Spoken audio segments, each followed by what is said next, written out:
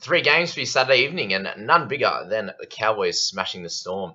How good's that to see? Anyway, we start here with the Dragons and the Warriors, and SJ comes back with a really good game. Had a bunch of little ones in a row, and then comes out with a couple of good ones there. So well done to Shawnee with an 80, a 2-try assist, 1-try effort there. And unfortunately couldn't get him over the line. Fairly close game, this one. Obviously a little bit disappointing and frustrating for the Warriors fans there. Lomax was 67, another good game, so he's just always going to be around that 43, 44 average, up and down on a week-to-week basis. I'm on there with 64. If anyone still owns him, we'll take that. I'm assuming you're not playing him anyway. Tavanga, 58 in 51 minutes there, so had a bit of everything with the turnover tackles, the 44 in base to go along with a bunch of tackle breaks and a line break there. So well done to Jazz. And if you own him, you've been pretty happy with the few weeks that he's had there, apart from that first one, that high 30 score. Ramsey at fullback actually came out and had a good game there, so well done to him. Not that matters for us. Benny Hunt, if you own him, like the head-to-head score does, then a 51 is solid, without being crazy good. The negatives weren't as full on as they had been recently anyway with Benny. So you'll take that. Again, probably still an option to trade out in round 13. So that's that.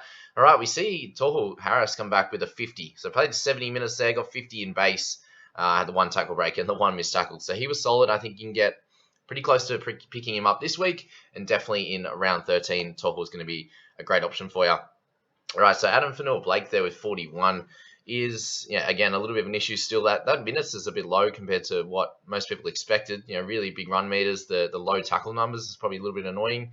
If you get around that 25, 30, you pick up a 50 score from him. But I think if you've held this long, the 41s are about where he's priced at now anyway. So that's that.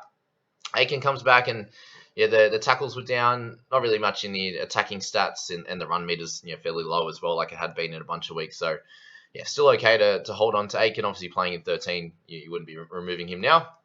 RC there with 35 in his 80 minutes. He had a solid game as well. Obviously the 5 tackle breaks, running the ball a little bit, and the tackles are solid as well. So he makes obviously a bit more cash there and gets up closer to 100k made. So well done to Dejan. And for those guys that picked him up, all right, the Walshy story still fairly low. Another 34 to go along with his 34 average, 37 average there, and just hasn't been playing well enough. Running the ball, enough there, but just the attacking stats just haven't been there the whole year. So, not sure what's happening there. If it's a team thing, if he's just a little bit off in his second year syndrome or anything like that. But we'll have to see in the back half of the year. There's going to be a time where he comes out and dominates. So just be aware of that. But obviously, this is kind of the time we look to pick him up in round 13. And he's just not playing well enough, unfortunately.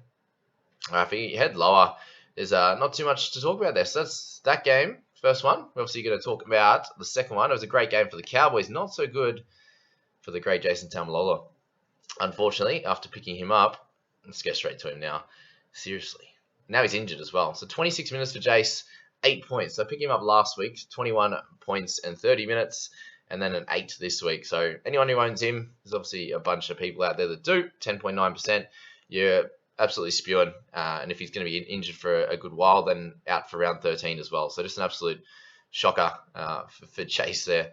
But we'll mourning the loss of him in my side. Jeremiah was 68. So if you still own him, well done. You got the 2 tries, the 29 tackles for 0 misses. What? So well done to him. It's going to happen, right? He's going to get there. He's going to get better eventually. Of second year again, started off pretty crazy with penalties and missed tackles and the like, and is improving a lot from there. So good to see. And if you own him, you got to keep holding to 13. All right, we've got Drinky with 60. He was solid. For anyone that picked him up, well done. Robson 58 and Gilbert, all 3 of those guys getting tries and then either double. So Gilbert, if you're still owning him, you're doing great there as well. Robson, really happy with his efforts. Obviously, the try assist and the try, with them having the ball a lot, the lack of tackles, less tackles than normal, makes sense as well. All right, Pediku, again, just showing why he's so important to this side. The experience he brings, for sure, the 3 offloads to go along with his 32 on base. And a try assist did really well. We had Cott off the bench, which is strange. He obviously came on after 22 minutes and played the rest. Still, again, really solid score in an attacking game. So when they were dominating, the tackles aren't going to be there for him, but a really solid one. Harry at halfback, very interesting. 45 points for him. I got the try saver and the try assist, and was okay. But the 2 scores in a row now, that's going to drop him. And for a team like myself that's doesn't own him, very, very interesting. Hopefully through the Origin period or at the end of it, if he can be down that little bit cheaper, he'll be a Craig one to pick up at the end there. All right, Chatty 45, Munster 39. So yeah, he couldn't, even with them getting beat, he couldn't come out and get that 50 odd he did last week. So yeah, the run meter is 34. It's crazy. He needs to be run the ball a lot more, obviously, and that's why he didn't score as well. Kinga 34 in his 51 minutes. Again, probably moving him on in the next few weeks now. If you need to, if you want to, he's not really going to progress past the 35-40 there at all. Brandon Smith, 29, so got the 58 minutes, but still just really low, like under 100 meters run again. It's really strange. 5 missed tackles. Still got the four tackle bust, but yeah, really strange one for Smithy. I'm still going to avoid picking him up at this point. Lukey with 28 was okay as well. And then, yeah, we talked about Jason and Hammer. He's going to be really cheap. So if he happens to get a chance to start, he played the 65 minutes this time for 6 points. That we could potentially look at him. But, yeah, it has to be at either centre or fullback for Hamiso. And then Felt going off, unfortunately, after 15 minutes is why he got replaced by Hamiso. All right, we move to the last game. This is a fun one. If you're a Cleary captainer, he's back, guys. Two slow weeks. So 57, like, is decent.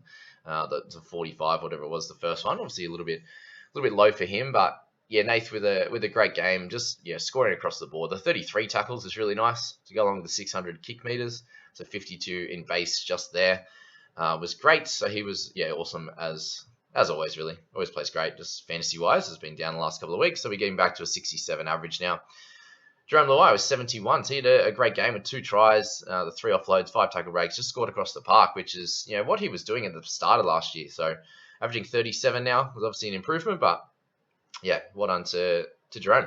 All right, Luki Keary, so 68. I definitely feel like he's back now, and he's definitely an option if anyone needs him. That's going to be his highest score of the year now. And is going to be priced around where he's averaging now, just that little bit above after this good score. So he's definitely an option. Angus Crichton with a great score as well, 67 if you picked him up, back to some of his best efforts without really any attacking stats. So went on to Gus. Korosawa 66 was awesome with a try in the 66 minutes there. Fisher Harris getting back to some of the better scores that he was getting last year with the odd try. So well done to James. Takahu was 59 and Butcher was 58. So really happy with Butcher's efforts on that edge. The 93 run meters, 53 tackles was great. So can't expect much more from that, especially in the losing side too. So well done to him. And Teddy with 56 again, scoring a try in the losing side. Well done. You'll take that if you own him. Isaiah 53, also solid. Crichton 52. There's a lot of people over 50 in this game. The Stephen Crichton one, that just another big example of people jumping the gun early. Moving someone on who is in a great team, who is a good player, he's played Origin, and help win comps. Is a great player and is going to get his at some point, especially playing next to Cleary, for example. So yeah, obviously a few teams, people squad, definitely head-to-head squad, jumped the gun. I'm thankful that I was able to hold him as the centre and the wing fullback cover. And if you own him, you continue to do so. Same with Tonga. A lot of people have been telling me to. Asking me, do we move Isaac on? And we've seen keeper-like numbers from him, especially over Crichton all year. 45.5 is his average, and that's a keeper numbers in the centres. And you can obviously play him in the edge as well if you need to, which has happened week to week when Tuolangi's out and these types of things happen. So 2 guys I'd just be holding steady for a good while. Watson with 41 and Walker 40, both just okay options as well. I'm going to put them in the exact same bracket. As only just potentially decent options, but that's that. Taylor May with 39, so again, a slightly lower week for him, but he's also a keeper in the centres and the wing fullbacks as well. Edwards with 38 was also solid. Kick out Manu if you picked him up. Obviously, expecting in a game where you lose that your centre would get a little bit of a lighter game. So we'll take the 33 if you picked him up and hope for a better game in weeks to come. But obviously, I think they have a tough game next week as well, so from round 13 onwards, he could really come in and start dominating. And if you haven't owned him yet, then you obviously get a little bit of a discount, or his price doesn't go too high. All right, the rest of the guys, we got Suali'i with 23 in there as well. And then Egan Butcher comes in and plays his first game of the year. So good to see from him that he's going to get some game time now, because he's going to be a really good option if he happens to get a 40-50 minute chance in the team, or potentially a start. So that's that video, guys. I hope you enjoyed that one, got plenty out of it, and good luck with the Sunday games. Let me know in the comments where you're at, how many players left and what score you're on, and I wish you the best of luck. See you guys.